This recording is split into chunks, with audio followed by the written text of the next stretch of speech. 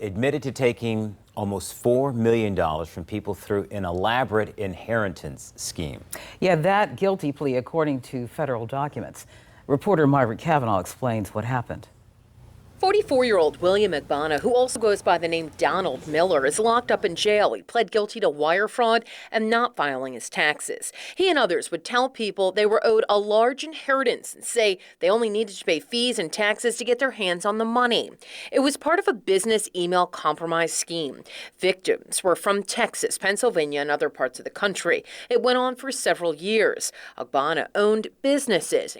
Court documents state he and others would get the real business emails of victims by hacking them, then do unauthorized money transfers. As a result of the fraud, federal prosecutors say he got almost $4 million and is now waiting to be sentenced. The sentencing guidelines in federal court are in part driven by the amount of the loss as a result of the fraud.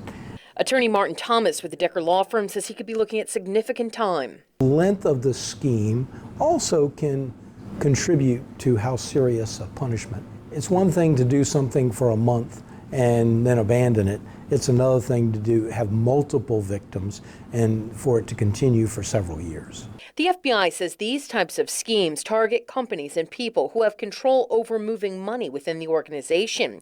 We previously spoke to them about this. It's a human action that causes the loss.